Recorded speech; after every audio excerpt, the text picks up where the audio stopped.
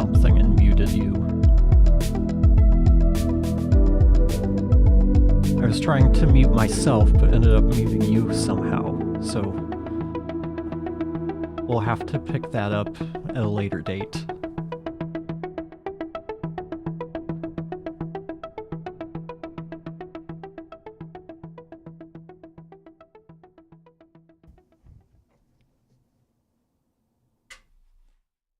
For some reason, it's showing that I'm muted, but hopefully not. Hey everybody, today is all about plugins.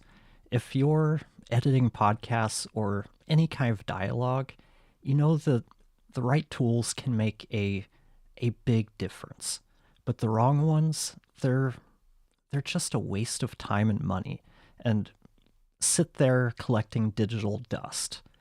This week, Matt and I are talking about our go-tos for getting clean, professional-sounding dialogue, the plugins we've tried that really weren't any good, and why having a few quality plugins that you actually know how to use beats a giant collection of stuff that you barely touch. We'll be talking about some of the big names like Sonible, Waves, FabFilter, and others, and comparing what works, what doesn't, and really what we think moves the needle when it comes to editing dialogue, and really more specifically mixing for dialogue. For those of you who are new to these streams, I'm Jesse, and I'm a podcast editor, I'm a content creator, and I coach other editors. As usual, I'm joined by Matthew Bliss. So, Matt, what should our audience know about you today? Today, they should know that I have a bit of more of a gravelly voice than I usually do, just because of a bit of illness. we laugh around here. Yeah, I'm Matthew Bliss. I am a podcast editor, producer, aspiring coach, consultant for podcasters, and I kind of get around the internet a little bit. And I love my technology.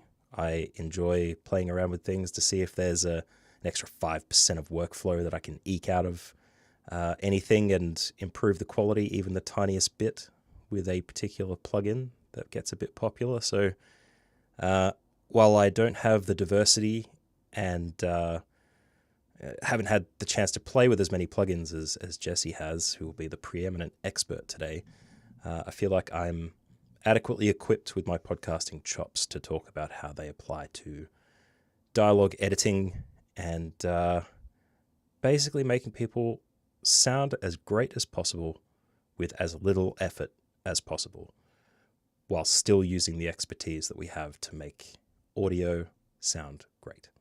And that's whether you're a podcaster, YouTuber, you could be doing anything. It's really the dialogue stuff, even the solo vocal stuff that we want to make sure sounds the best that it could possibly be. Because things need to be listenable. And, video always comes under audio in terms of priority for us. And I think you'd agree with that, Jesse, wouldn't you? I would. And before we really get started, I just realized I can't really hear myself too well in my headphones. Not sure what's going on there, but I can hear you, so that's what matters. Before we get started, I've got a disclaimer, and that's the plugin choices, they're a subjective thing. So don't take it personally if one of us doesn't like your favorite plugin, or we say something, or if we have a negative comment about them. We all have different needs, different budgets, and experience levels. I know I've seen people get hurt when someone doesn't love what they love, whether it's a DAW, a plugin, whatever it is. But just know that we respect your choices and there's no judgment here. So we're just talking about our opinions, our experience. It might be in line with yours, it might not be. But we're not here to make you feel bad about choices. Like I said, there's no judgment here. And I'm sure you'd agree with that. Definitely. And the thing that that we would probably fundamentally disagree on. But I think there's a place for some things like Adobe Enhance and those very low effort quality improvers, for example. Like, we are going to probably intermittently spend a bit of time poo-pooing the studio sounds and the Adobe Enhance products. But if it saves you a ton of time and it saves you from having to learn the things that you just don't have the time to do, then yeah, I think that's going to be one of those examples that illustrates what you're talking about there. Nothing is off the table as long as you have the right reasons for it. Exactly. We've got a comment. Hello, Diane. Nice seeing you here. And feel free to ask any questions as we go. That's what we're here for. I'm actually a podcasting colleague of DR, as we call her over on the podcasting morning chat. She is a podcast editor and offers her services to people already. So I'm sure she'll have some fantastic questions for us. I've worked with her. She was part of my community for a little bit. We've crossed paths. We've met virtually. So what am I talking about? I'm bragging about how I know this person. Yeah, she's great. But the first thing I want to say is that for editing dialogue, the plugins and the tools included in most of the music-based DAWs, they're really more than enough for editing dialogue. And by that, I'm talking about Pro Tools, Logic. For some reason, I'm drawing a blank on others, but Adobe some Audition. of the... I'm not going to call Audition a music-based DAW because it's more... Come on. Give it a little bit. Anyway, sorry. I just can't. Just like I can't call Audacity a DAW. I mean, I put Audacity and Audition in the... What's the category? Audio editors more than a DAW. So that's the distinction I make between music-based... Those are DAWs built around music, whereas Audition and Audacity are built more around being audio editors. And I think part of that is I used Cool Edit back in the day, which Adobe bought and turned into Audition. So I'm not fully familiar with what Audition is these days, but I don't really see many people using it for music, just like I don't see people using Audacity for music. But they're great for editing dialogue. But back to what I was saying. Sorry. Again, personal opinions. We're not here to judge. But I'm someone who I really recommend buying things with purpose.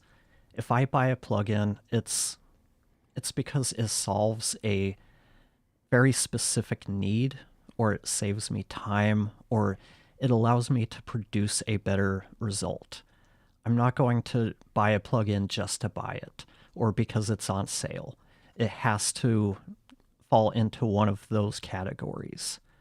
And it's really easy to get sucked into this idea that more plugins equals better audio, or to fall for the marketing of the new plugin that was just released and thinking, oh, I really need this. But ask yourself, how will this improve my work? And at the very least, at least demo the plugin before you buy it. The marketer's job is to sell you that product. So they're going to do their best to try to make it sound like the greatest thing ever. But not everything is. And that really brings me to one of my, I guess, core beliefs as an editor. It's something I stress with the editors that I coach, and that it's all about quality over quantity. It's better to have a handful of tools that you know inside and out, that you use all of the time, compared to having hundreds of plugins that you've collected over the years that are just collecting digital dust. And I say this as someone who has way too many plugins that we've amassed over the years for music production. That's where this piece of knowledge is coming from, because I've been there. I've gotten caught up in that. But these days, I might buy, one, maybe two plugins a year. So, Matt, what about you? I know you kind of went into this. We know you're not a plugin collector, but do you have a handful of plugins you use all the time, or do you have a bit of a collection? I have a stable collection, I'd say, at the moment. I think for me, in comparison to your experience, I'd say that I have very few in terms of like being absorbed and testing them. I'm skeptical by nature for the most part. So I tend not to fall for the marketing too often. And part of the reason that we connected was because I found your content and you spent a lot of time testing these. And for my experience, and from starting from this position before investigating the plugins in a vacuum, finding people online whose opinion you trust that does something very similar to what you do, and then seeing what they say about it and what they do with it and what it sounds like is the easiest way to avoid the buyer's remorse about what you're investigating as might be a potential improvement. I did fall into this trap once with, I think we talked about it before actually, Gullfoss, which is a very highly advertised plugin, I'd say. Maybe not these days, but it's meant to be an AI kind of algorithmic-based spectral analyzer to adjust EQ or something. I don't know. Anyway, it's not geared for dialogue audio. It's more geared towards film and videos that have a lot of levels of sound that require complex EQ adjustment to ensure that the right signals make their way to the surface through the noise. That was maybe $120 US, I think, to try it at the time. I was thoroughly convinced by a series of videos by movie producers who talked about how good it was with dialogue. Didn't turn out to be that great for me. I didn't see any appreciable impact. So that was $120 down the tube.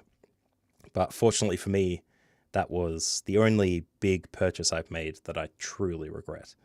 Otherwise, my very solid stable of plugins that do not gather dust involve a Waves compressor, a Sibilance plugin, DX Revive Pro, and a series of aspects from iZotope RX10, and you could stretch it to say RX11 only because these plugins are present anyway. And I would say too that I agree with the idea that you find a solid set of plugins that you use all the time and stick with those. Like there's very much, it's very easy to fall into the marketing hype to want to upgrade and change what you do. But I really enjoy the analogy you made where you've got a bunch of things on the shelf, and if you're spending too much time selecting your plugins, then that's time wasted when you could go with what you know well, that does the job, and you don't have to muck around and waste time with the extra ones. So I've got the stable ones, limited experience, but I'm sure I can contribute somehow. That's what we're here for. You don't need to have a bunch of experience. We're just here to talk about our experience in general. And yeah, you kind of touched on it. I truly believe that it's best to have just that handful of plugins because you use them all the time. Since you use them all the time, you know how they work, you know how to quickly dial them in. So it speeds up your process. And I think we talked about this a couple of weeks ago. I think House of Jen, or maybe it was someone else, but somebody asked, what are your desert island plugins? And I think we talked about maybe 6 categories. Mm-hmm. And I think that with the exception of one of them, all you need is one plugin for each category. We've got noise and reverb reduction. That's the one that I think it's worth having more than one tool available, because nothing's going to work 100% of the time when it comes to noise and reverb reduction. But we've got that. We've got EQ, we have compression, we have other frequency adjacent things like de-essing and deplosiving. So that's what, 4 categories? 4, I think. And yeah. you'll need a limiter and a loudness meter. I think that's probably it. Yeah. The only mystery one there is the declick, that I think we'd both agree is very useful, but maybe not necessary for a desert island experience.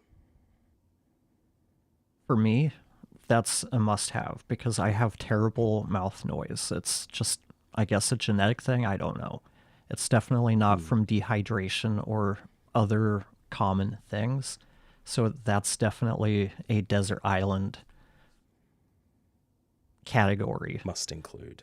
Yeah. But is it really a category if there's only one tool that really does that well? That's the thing. Yeah. I don't know. That's the only reason I really recommend people who edit for others to get iZotope RX these days. Mouth declick is the only tool in there that there's not a comparable alternative out there as a plugin. It's a bit over the top to have to buy RX standard just to get that plugin. But I think it's worth it if you have a client who has mouth noise, or if they have guests who have mouth noise, because if you go online and look at common complaints that podcast listeners have, mouth noise is one of the top ones. Huge. Yeah. So yeah, I think that's where I stand. Have one that fits into each of those categories, except for noise and reverb reduction. Have at least a few tools available to you. And from there, let's think about it. Do we really need more than one EQ? Definitely. At some point, we might end up with more than one, because let's say Waves, and we'll talk about Waves probably quite a bit because they're a company everybody's heard of. And their plugins are always on sale, so people think they're getting these great deals, and they have a ton of options. So maybe you get a Waves EQ, you use it for a while, and you realize, hey, you know what? I'm fine with it, but I wish I could see the frequencies of the audio. That would make it easier for me to dial in my EQ. So you end up upgrading to something that has a better user interface, something that has that analysis waveform, so you can see where your peaks and valleys are in your audio. That can help you dial things in faster because you can see what you're doing. So that's why, even though I say have one for each category, I guess what I really mean is have one that you use all the time in each category. That one may change over time. Don't think of it as, this is the one I picked, I'm stuck using this one forever. At some point you might find something that, like I said, allows you to work faster or produce a better result. I was using FabFilter plugins for pretty much everything for the first 3 or 4 years I was editing. They give me that visual feedback that I was talking about. I can see what I'm doing. I can solo everything to hear what I'm doing. It makes it a lot easier, especially when I'm coaching others, to use those, because I can show and audibly demo exactly what the plugin is doing. So hearing what a de-esser is actually removing from the audio, that really helps you set your de-esser. So Not sure where I was going with that. Yeah, I switched from FabFilter to Sonible.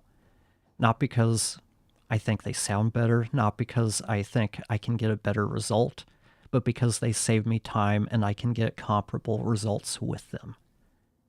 And we're in that AI machine learning age where we're probably going to see a lot of new technologies coming into the plugin space that's going to allow us to do things like that, work faster, because the AI or machine learning will be able to listen to the audio and set everything for you. I'm not someone who's looking for this has to be perfect. I'm looking for, does this sound good enough that I can move forward? And that's what Sonible does for me.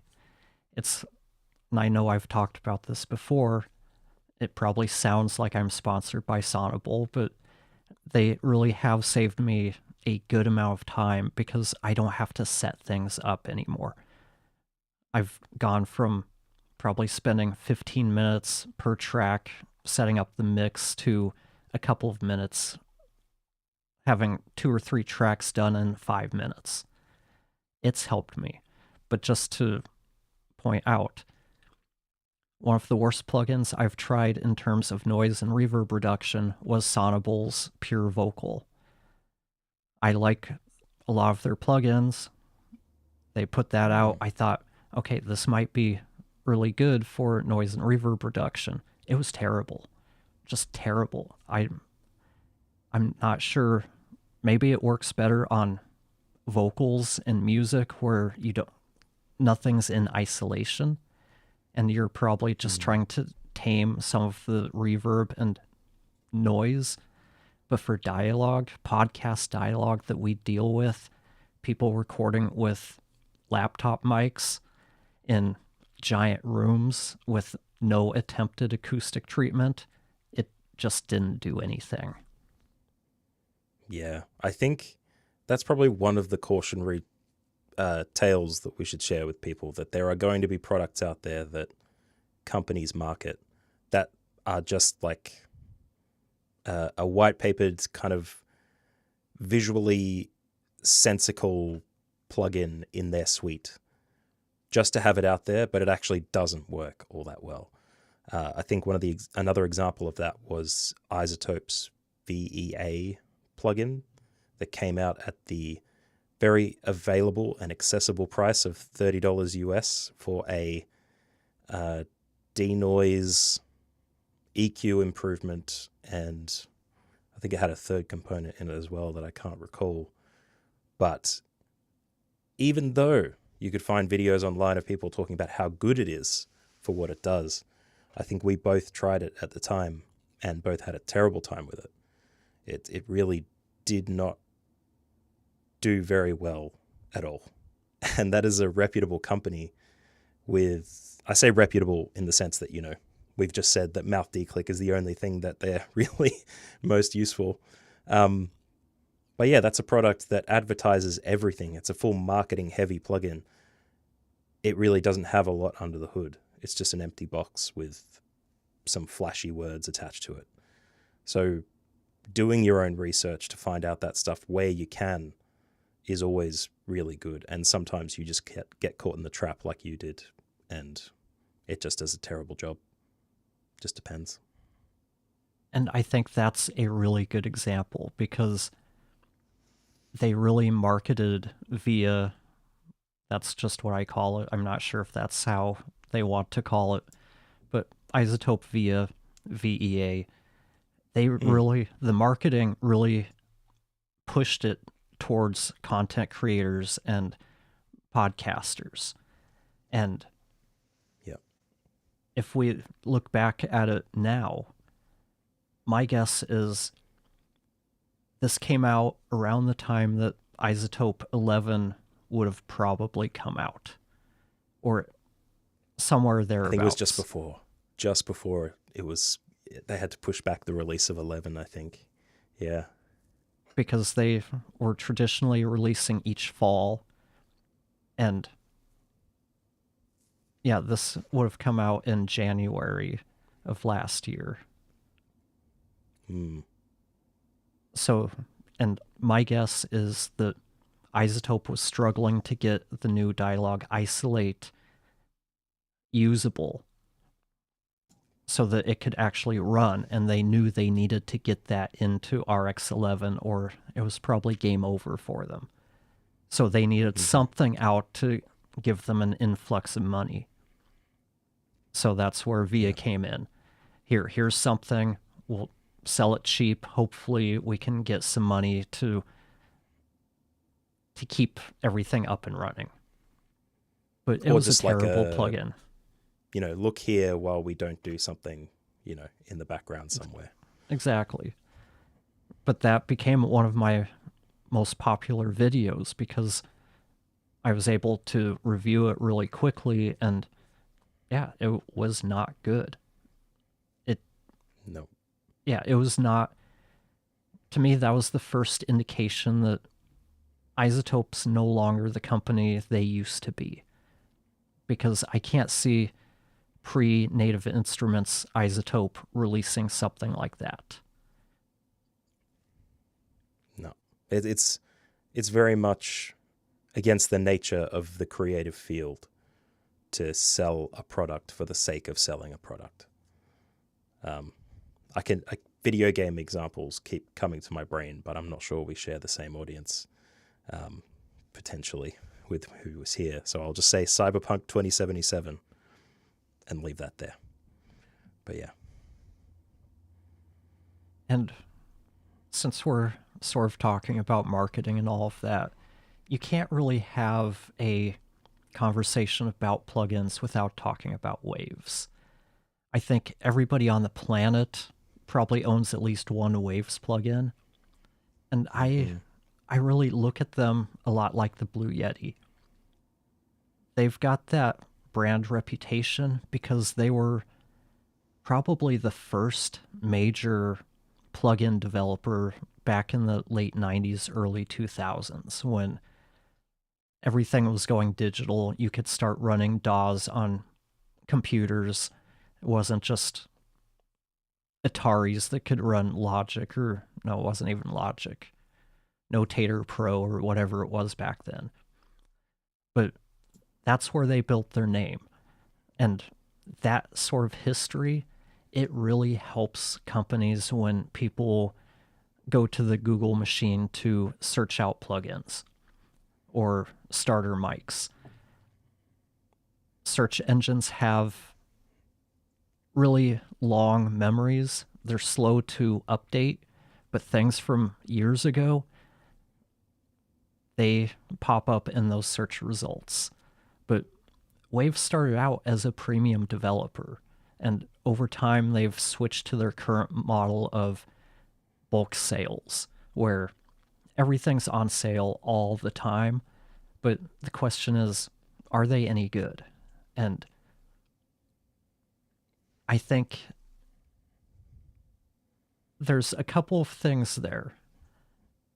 They'll get the job done, and when they came out, they were the only thing out there. Technology has changed quite a bit over the years, but the thing that I see with Waves is they really haven't updated anything. They haven't. Most of their catalog are their original old school plugins.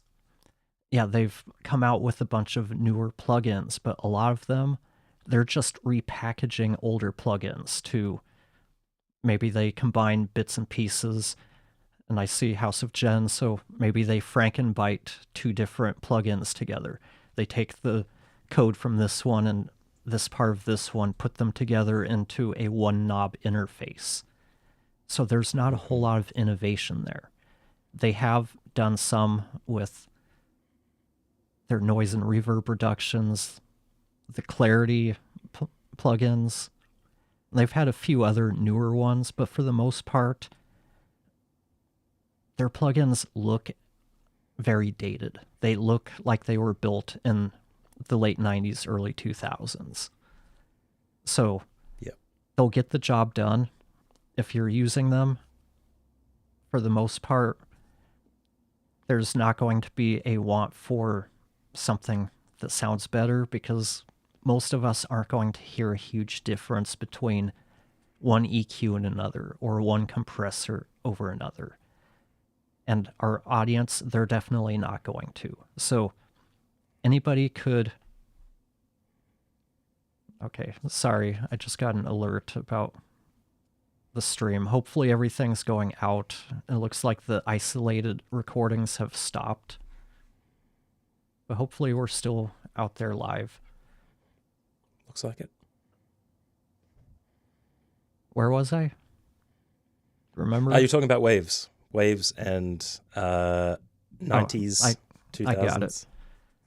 Yeah. Anybody can produce a good quality podcast using Waves plugins. So again, that's not to say that Waves are bad plugins, but I feel there are better plugins that have newer interfaces, they have newer technologies that can make our lives easier and more efficient.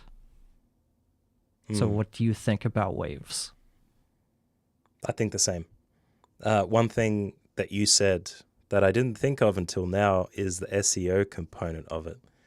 And there's another thing that we need to mention as part of the Waves marketing journey, let's call it.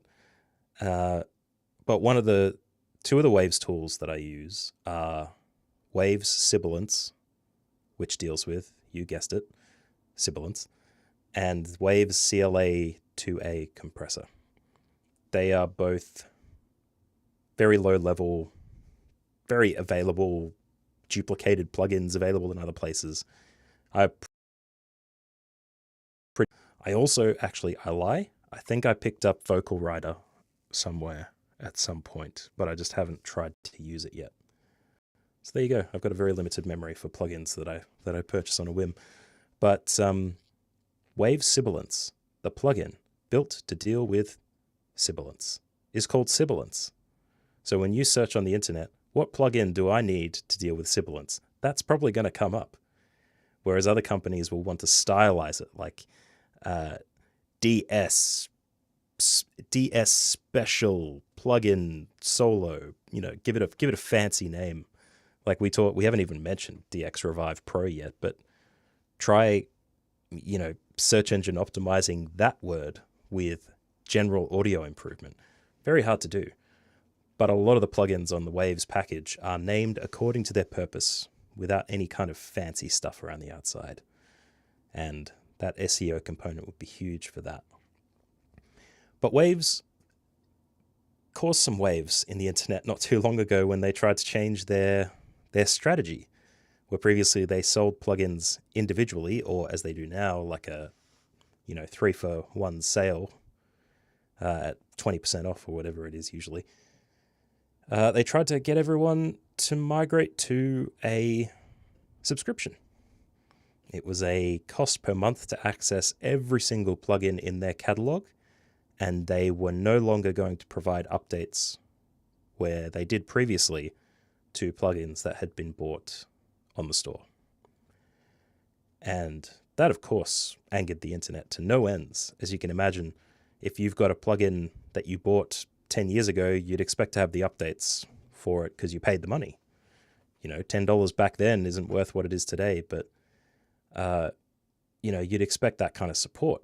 But they were trying to remove the support and incentivize people to pay for a subscription-based version of the product instead. They've since backpedaled that, I think. And now that whenever you buy a plugin, you get a certain number of updates before it rolls over to a static state, and you have to repurchase or get the subscription to be able to continue receiving updates for those plugins. So yeah, big marketing venture that they can eagerly roll back to show that they're listening to the customers and, try to improve the experience for everybody while they still try to meet their bottom line.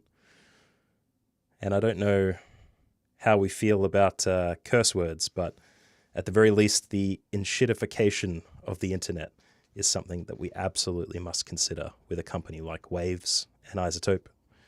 the idea that they have to continue making money and delivering less and less value over time and try to optimize for growth until the customer is no longer supported in the way they used to be.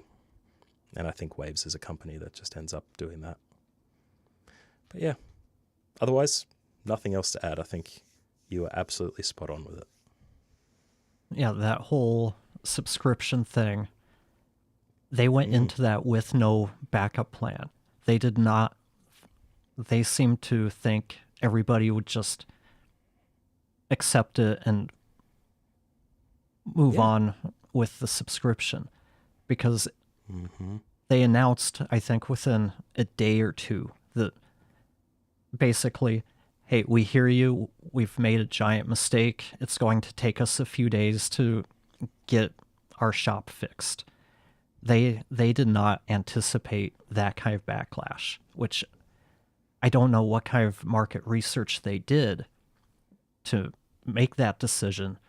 They might have just said, hey, look, Adobe does it. We're like Adobe. We can do it.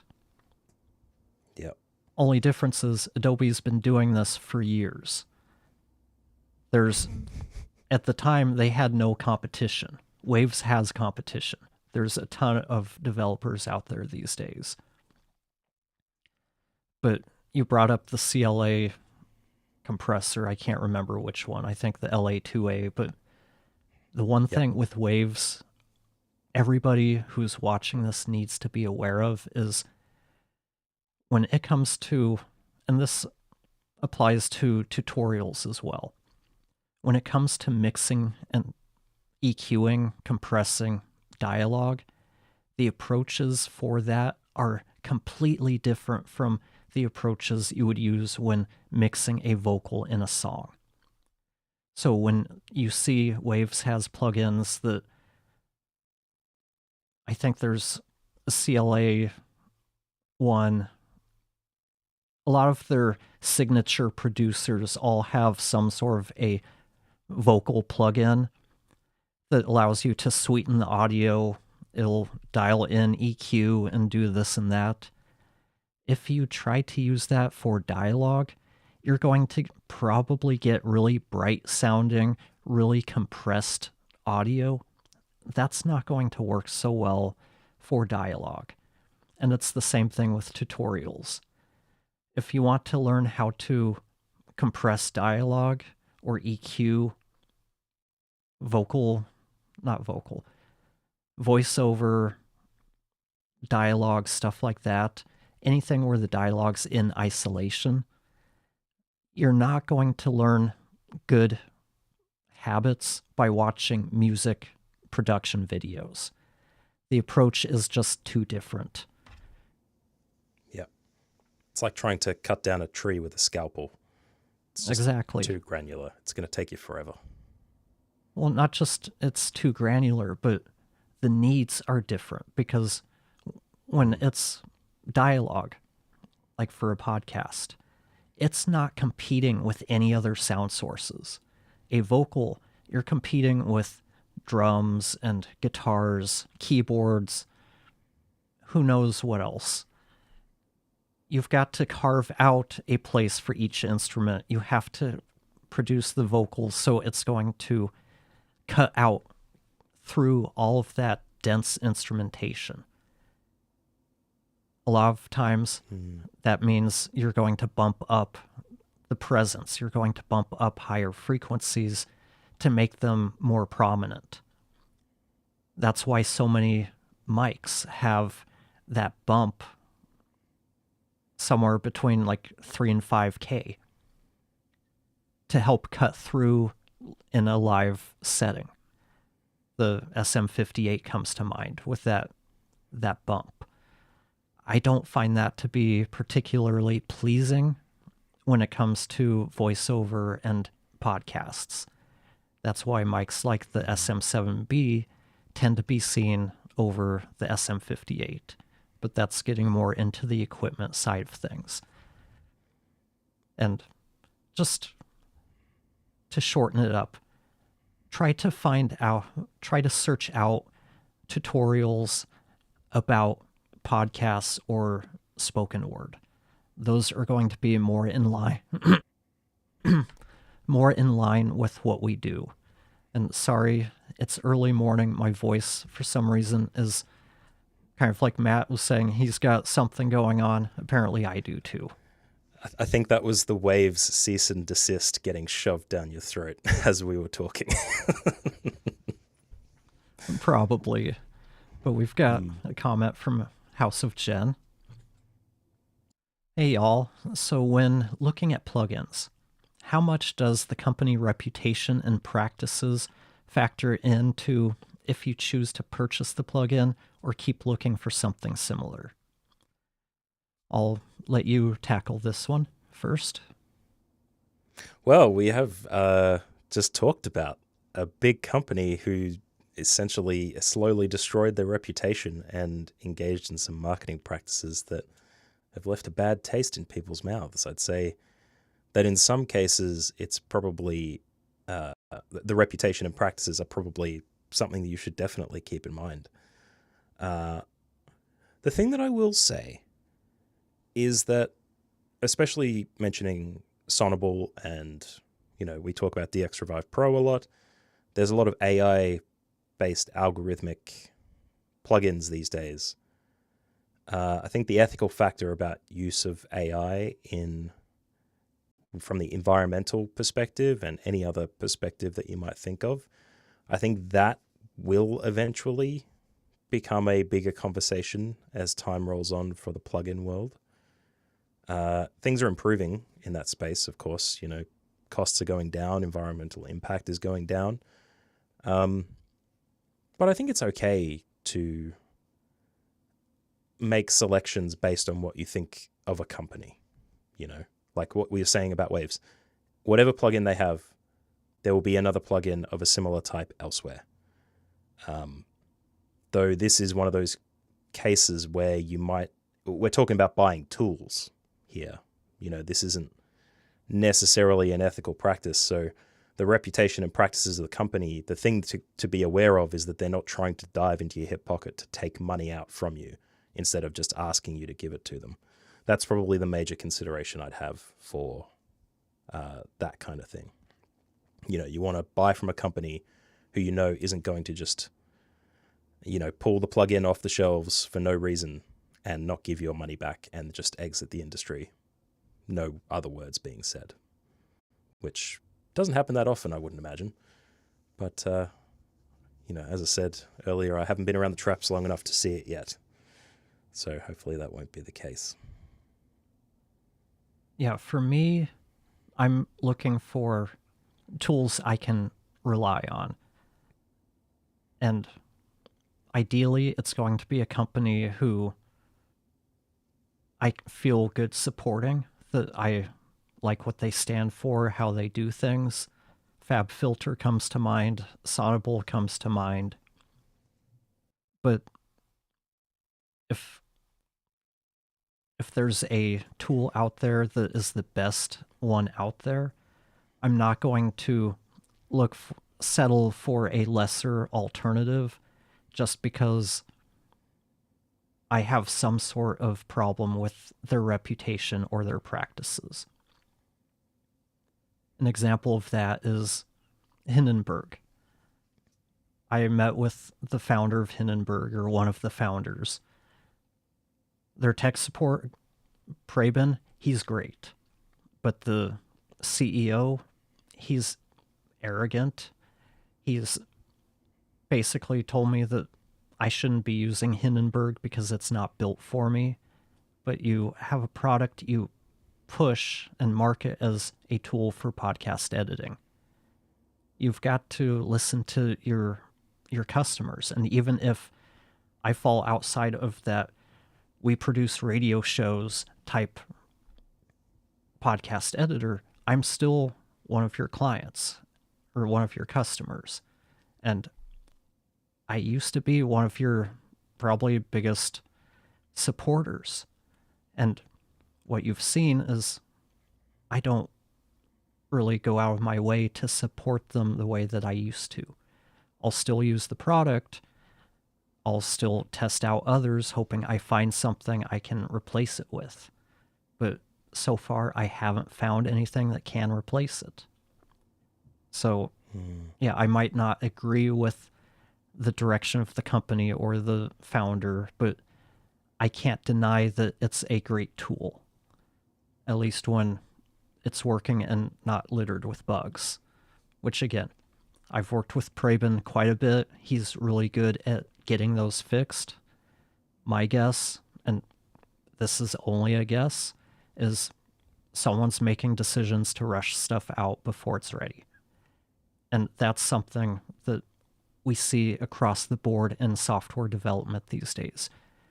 Let's rush to get an MVP product out there, and then we'll fix it. We'll let the public beta test it, and we'll fix it as we go.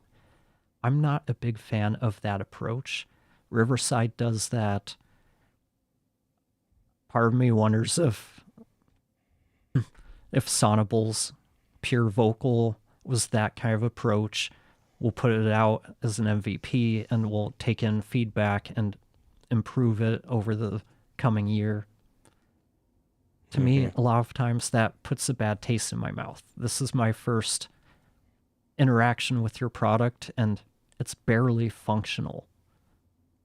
But that's, like I said, it's something we're seeing more and more in 2025. And sadly, I think we're going to see more and more of it as AI starts to make it easier for people to develop apps and put them out there. Yeah, we need to talk about vibe coding. And maybe for House of Gen, reputation is a thing that you should definitely look at. Because it's very easy for someone to, generate a brilliant UI for a product that they can market incredibly well through Facebook ads. Say that it's a $110 plugin that you're getting for $5, and then you buy it and the back end of it just doesn't do what it says on the tin, but they've already got your money at that point. And it's a low enough price that you probably don't worry about losing $5. It's the vibe coding aspect means that anybody can jump on the train and try and, pump out something super quick to make a quick buck. The same way that I think the most recent example I saw was Kara Swisher's book was released, and I think Amazon had like hundreds of AI generated versions that are just different enough that they don't infringe copyright, and had a bunch of different titles and weird AI generated pictures and stuff because of how outspoken she is on certain tech products and tech CEOs. Yeah, reputation would definitely be a big component of anything that you choose to buy. But I've got a question for you, Jesse.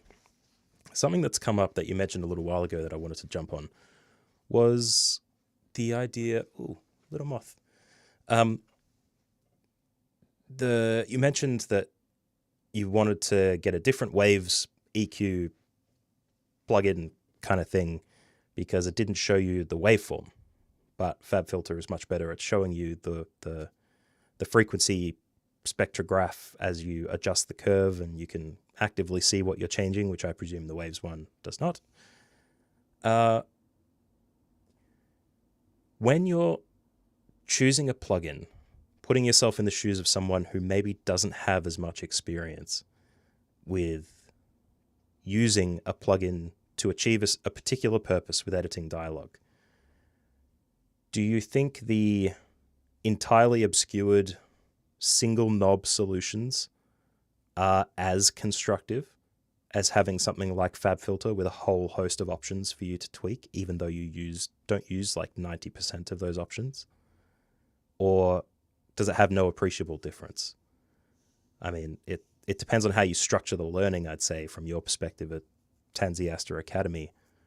But I think a lot of people get suckered into the ease of a plugin product by it being just a single knob. But when that knob doesn't do what you expect it to, and you can't get into the back end and try and fiddle with some more customizable bits, it can get a little bit frustrating. But if you don't know what you're missing, you don't know what you're missing. What do you think about that? I think it really depends on the individual person. There are some people who even if they're new, they want to immerse themselves in learning and having all of the control. There's others who they don't want to be bothered with having to learn how to EQ.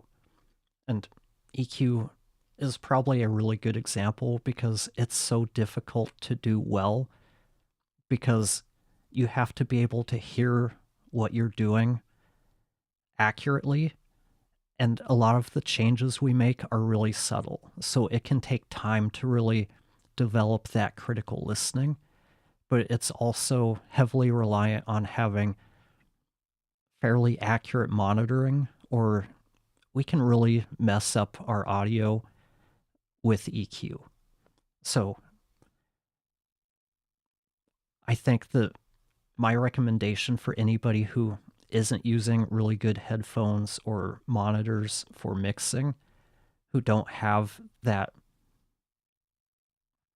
already have a background in audio production, I'd recommend just going with something with one knob, or something that's got AI or machine learning to help you with it, because it'll get you a better, less damaging result than if we're trying to do it ourselves.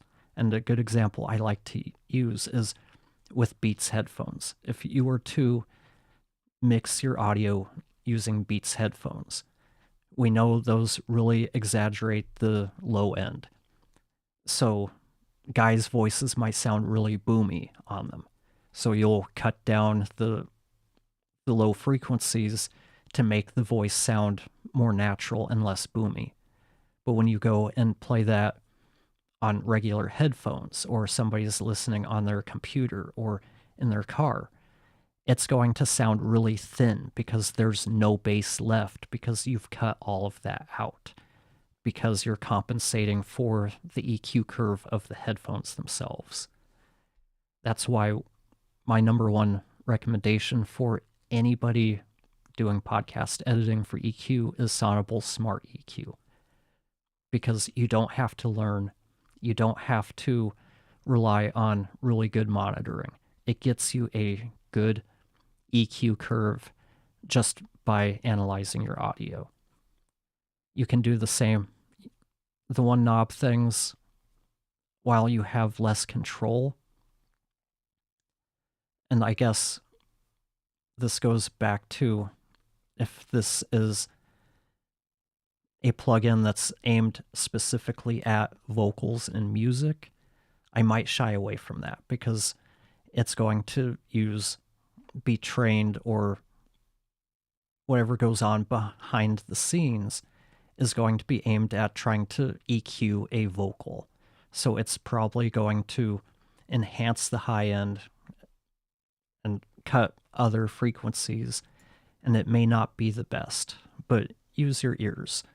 Generally, if it sounds like other audio on your system, other podcasts, you adjust it until it sounds like what you expect. But then do go and listen to it on other systems just to make sure that it's sounding the way you want on these different devices. And that can lead to its own frustrating cycle, because it sounds really good on my headphones, but then I listen in my car and it sounds different. It sounds like this and this. So I make those changes, and now it sounds wrong in my headphones. That's mixing. Yeah. It's, unless you have really good, fairly flat monitors, or you've spent enough time working with them that you know what something should sound like, you're going to realize just how different each speaker you listen to something on sounds, how different the playback systems are. If you listen to something on a Bose system, it's going to sound different because it has a preset EQ curve and everything to make everything sound what they have determined to be as good as possible.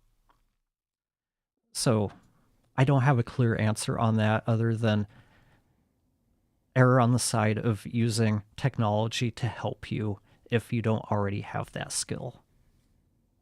Yeah.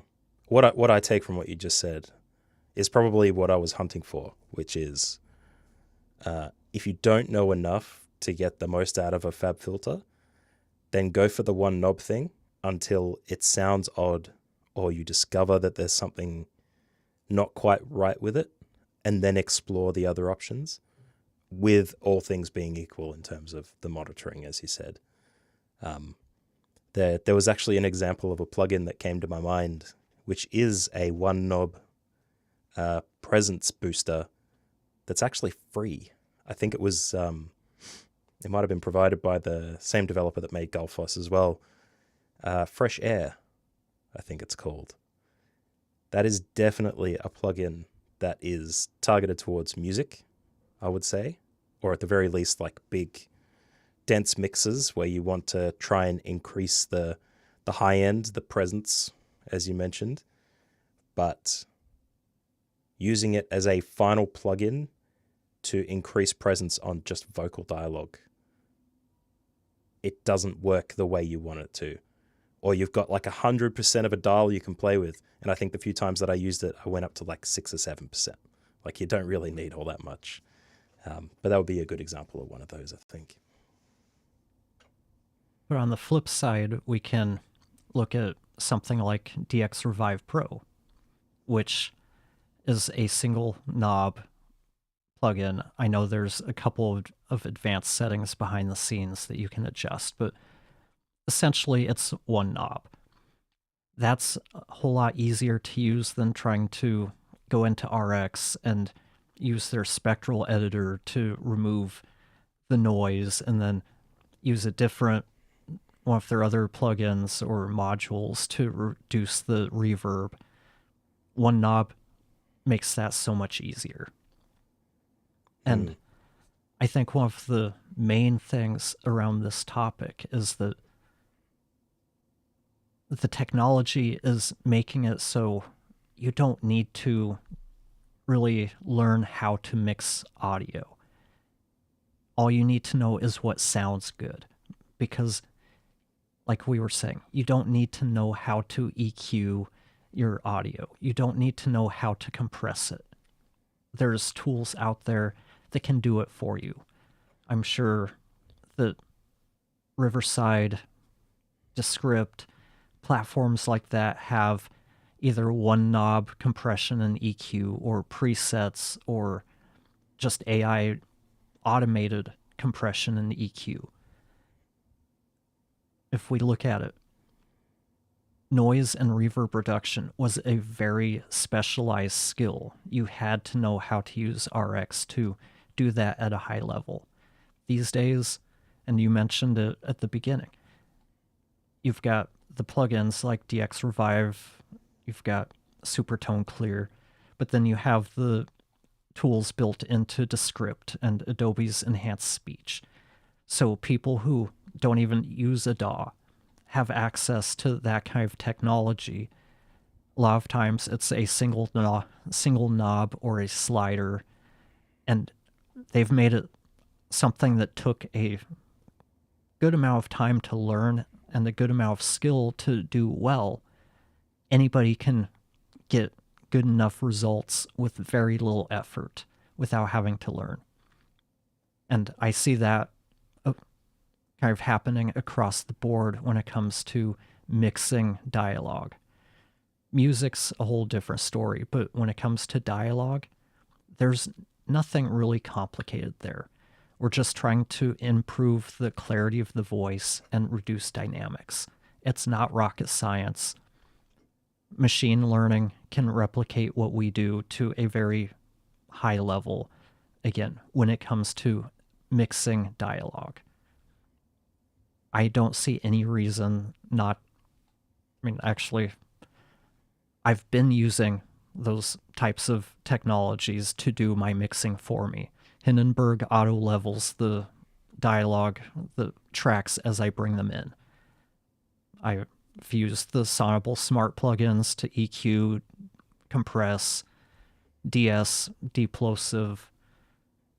So, yeah, I don't even though I have a course that's heavily centered around learning all of those things, since I created it, the technology has changed, and I can't really advocate for people to take the time to learn those skills, because the difference between applying that stuff yourself and using something like Sonible to do it for you, when it comes to the listener, they're not going to notice any difference between someone who has spent years refining their skills versus someone who just got started and was smart enough to use the technology to produce great results.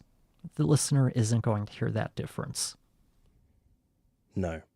And it really becomes the journey from when you receive the material to creating the product for the listener to consume.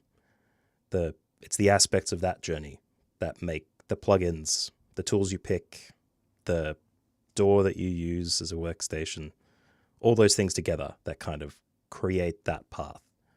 But none of it is going to be recognized by the listener. Like, I don't think that there's any podcasters out there who say, and this audio quality was brought to you by iZotope. Thank you so much, company, for creating these plugins that allow me to improve my audio so much. Never hear it. So it's all about the editor. And again, it goes back to the listeners. They're listening to the content. As long as it's what they determine to be good enough, they don't care. Nobody is tuning in because of the mic that you used. Nobody's tuning in because you used this EQ instead of that one. They don't care.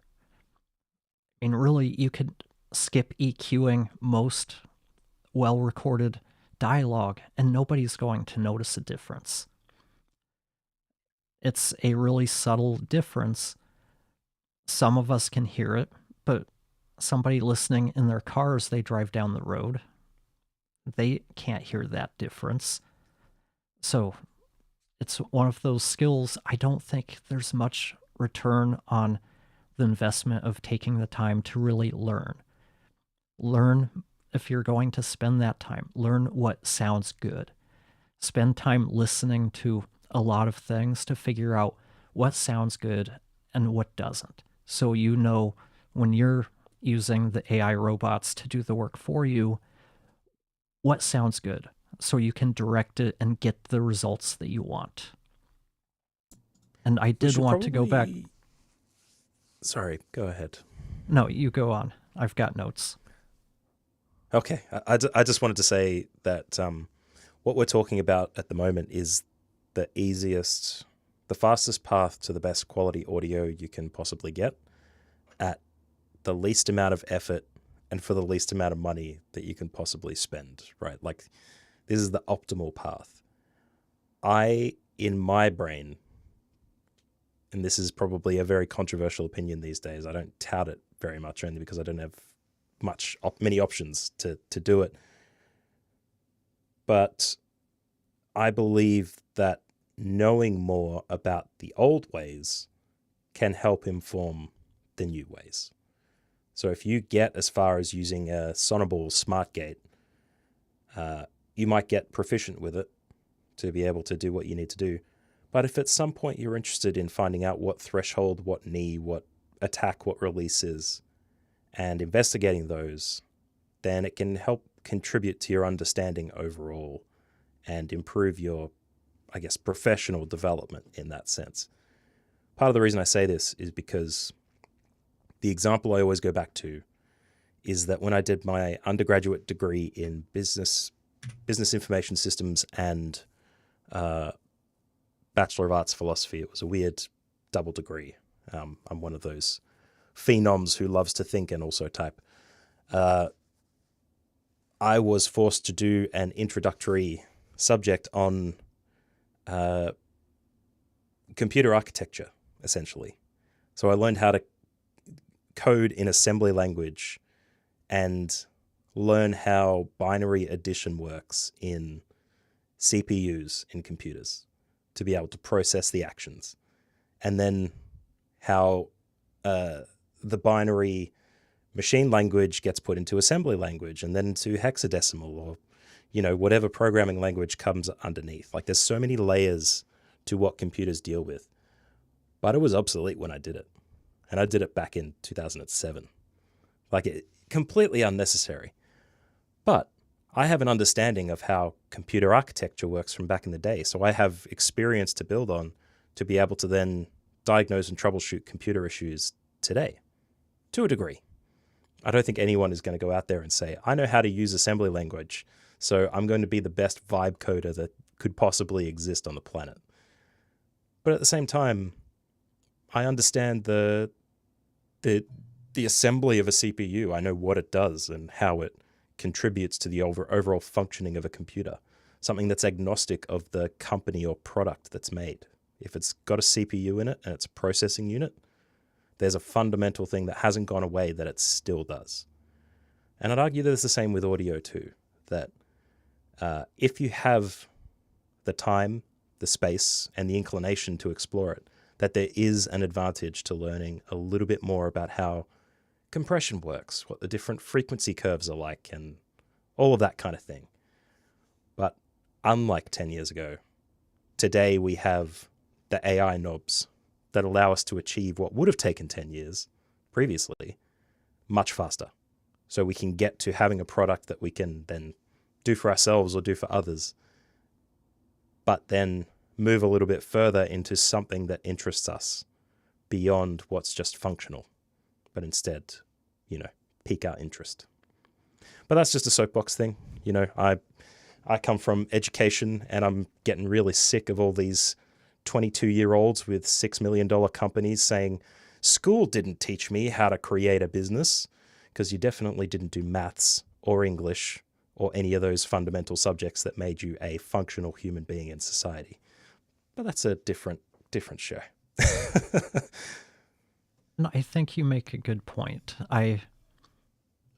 When I said I don't think there's you get a lot of return on that investment for learning how to mix, I guess you're good at making me realize I'm not as clear sometimes as I want to be. And basically what I was meaning is I don't think people need to learn how to mix to produce good quality podcasts. I think it's something that if you're interested in it, if you enjoy doing it, learn what you want.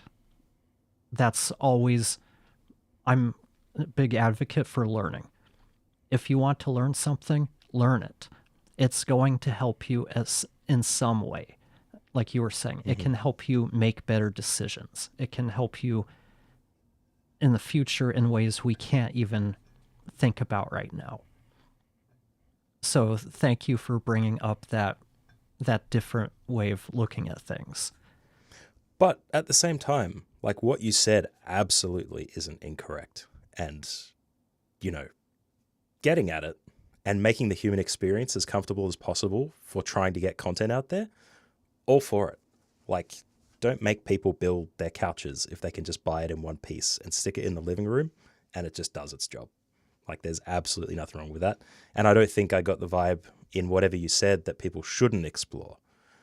But I think for those who want to enrich themselves in audio as a medium and might have the worry that video is going to be the thing and there's going to be other things to worry about in future that you need to make the brain space for, just having that professional inclination can be useful.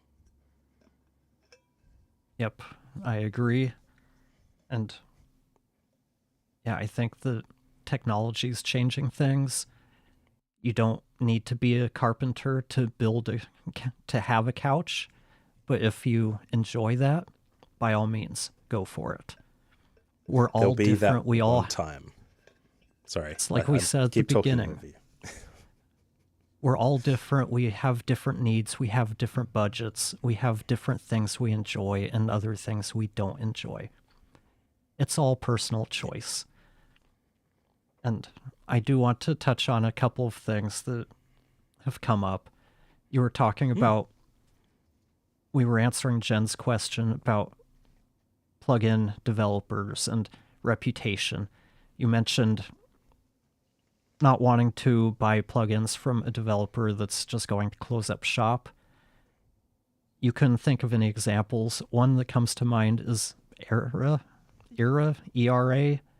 They were bought up by Facebook a few years ago, and apparently a lot of people relied on some of their plugins or tools for their audio production. I can't remember at this point what it was. A suite of tools for, I think, dialogue cleanup or dialogue production. But Meta bought them out, Facebook, whatever they were called at the time. They bought it up, stopped doing any kind of plugin support, said, hey, sorry, but we're closing up shop. I think they put it up for free for people to download, or maybe other users have uploaded it so people can use it. But at some point, operating systems are going to change and those are going to break. That's one of the reasons why anything I do for business, I want it to, the tools that I use, I'm willing to pay a little bit more as long as it's coming from a company with a proven track record that I feel like I can trust. I see people who buy all sorts of AppSumo apps to run their business on, and then one of those apps decides to close because they couldn't keep going. Now you've got this piece of software you've built part of your business around, and now you have to find a replacement. That's not a good place to be. So that's one example of a plugin developer who has gone under or closed up shop. And talking about Waves again, you talked about how their subscription model and it's only supports so many updates or whatever. And there's a lot of confusion about their, what they call their WUP, Waves Update Plan. The way they market it and push it, they make it sound like this is something you need to do every year because it's a subscription. But the thing is, you don't need to upgrade every year. We've had Waves plugins for, I don't know, 20 years now, and we've had to pay for their Waves update plan, I think, twice. There would have been a third time with our move to M2 Max, but I just don't use the plugin, so we never bothered. So when you get Waves update plan, it'll update your plugins for a year, and you only really need to do that when things stop working, and that's usually when an operating system breaks something, or on Mac, it's usually they change their chip architecture. The times we've had to update were when we went from PowerPC to Intel, and then when they went from Intel to, no, they went from Intel to M. So there was another time in there that we had to update. Maybe we've only done it once. I'd say so. I don't think they've had the Intel architecture in Macs since at least 2011. It's been a long time, so maybe you didn't. But either way, over 20 years, we've paid for it once or twice. It's not, if you read the internet, there's a lot of backlash about that particular plan, and a lot of that's because there's a misunderstanding about it. And there could be a bit of legacy issues with it, because back in the day, you had to pay for that for each individual package that you owned. Instead of now, it's you pay it and it updates all of your plugins. So if you had a large, like I think we had the Platinum package, you had to pay probably close to $1,000 to get the Waves update plan. Now it's like a couple $100 to cover everything. So there was a lot of issues with it back in the day that don't exist nowadays. Interesting. So we've got a comment from Jen. What is a plugin that really surprised you in a good way? Like, how is something this powerful and effective this inexpensive kind of way? For me, the first ones that come to mind again are Sonible.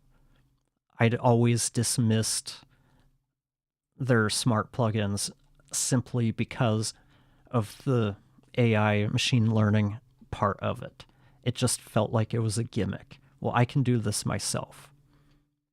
But then I think I saw Brian Ensminger talk about how he'd been using it or trying it out and liked the results, at least giving him a good starting point.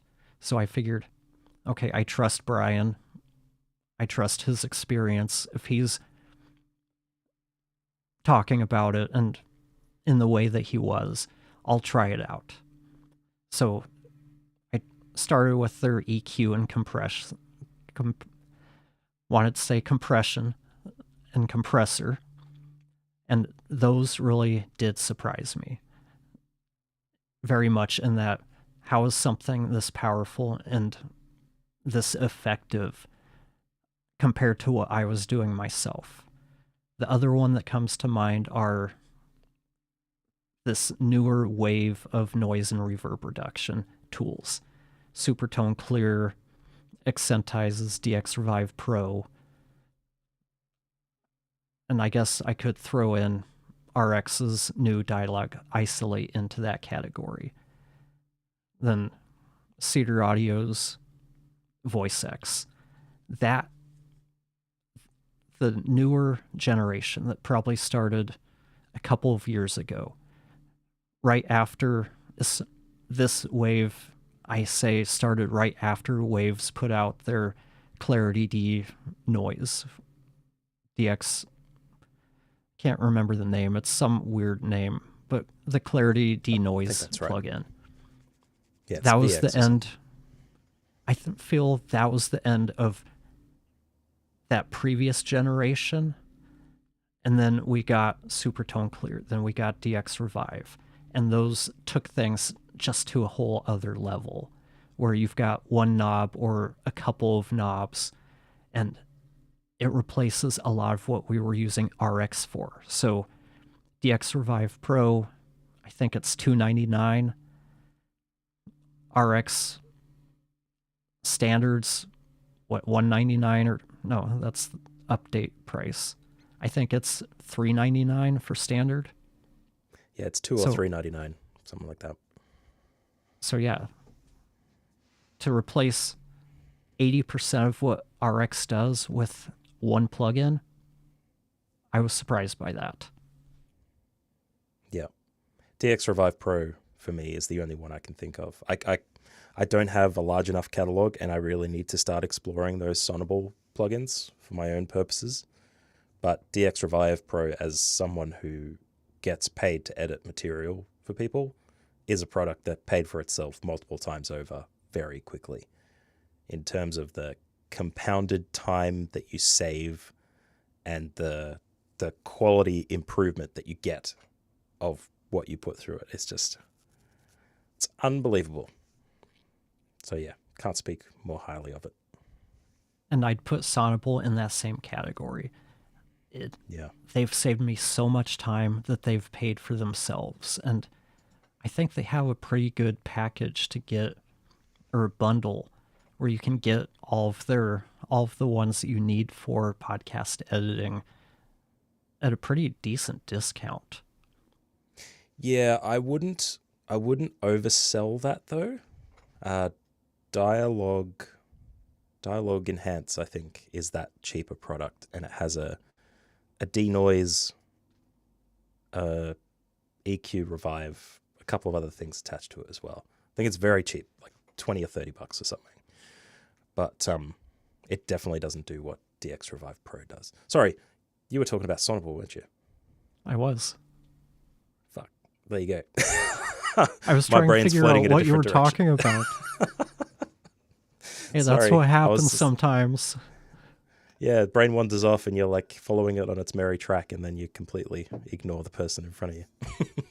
Sorry. Well, I mean, related to what you were just saying, that's a good thing to point out. There's a huge difference between DX Revive and DX Revive Pro.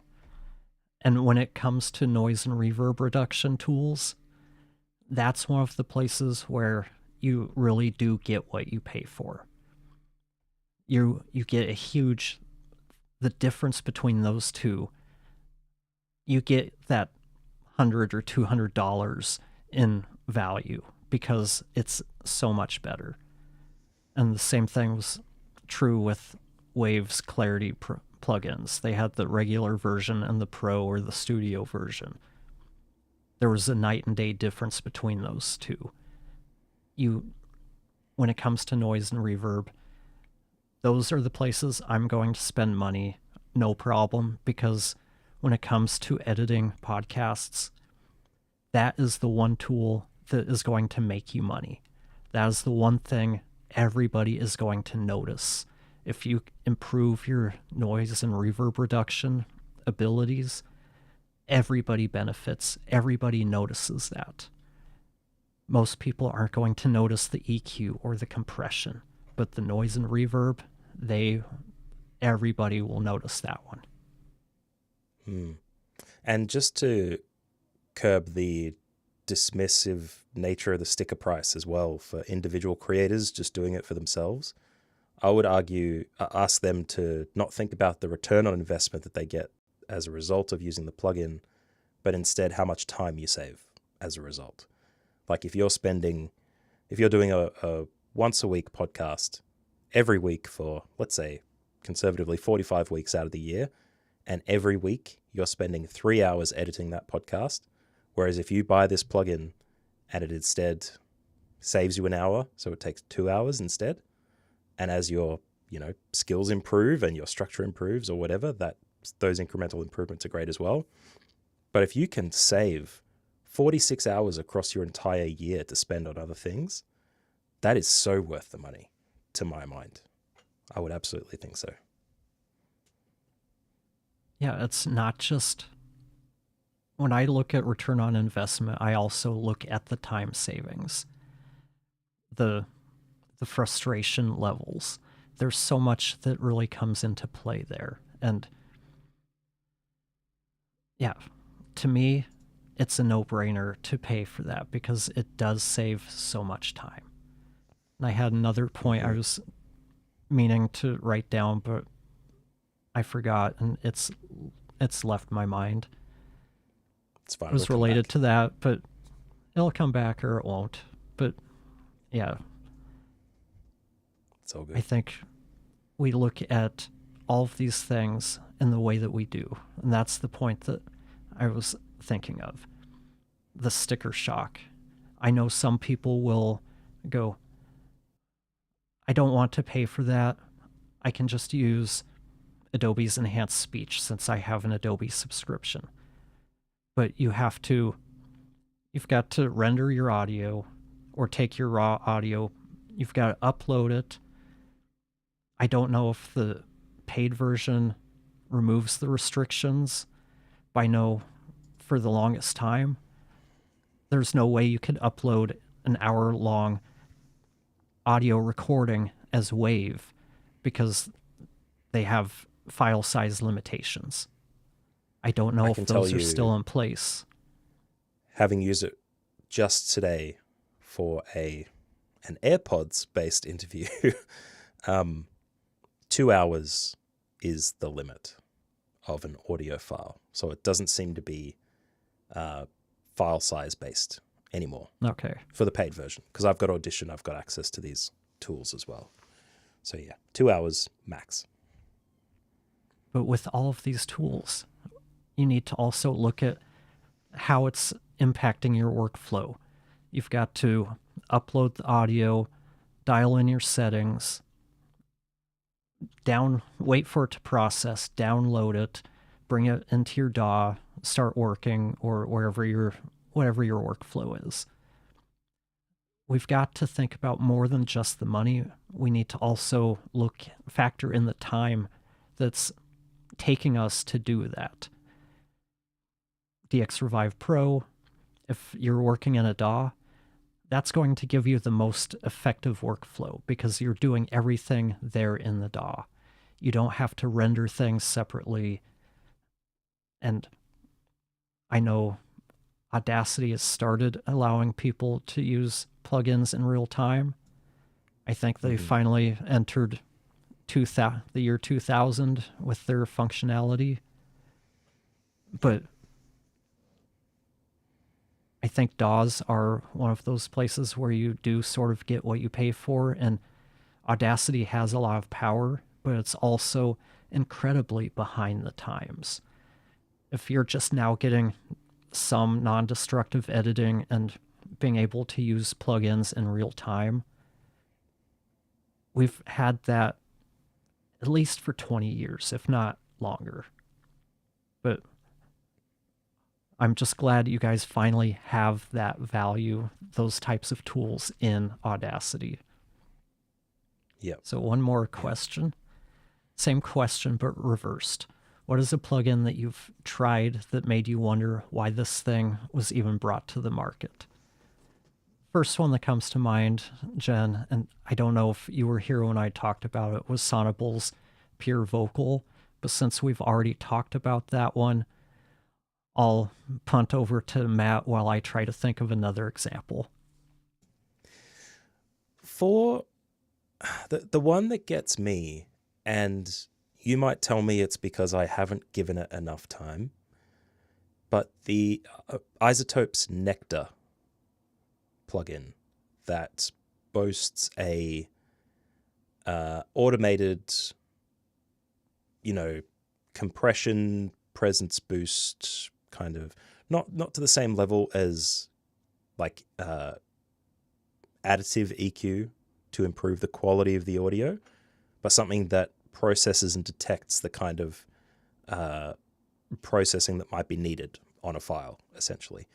I tried, I'm pretty sure it was Nectar 3, and found it to be awful to my ear, and I couldn't adjust the settings to have it make sense.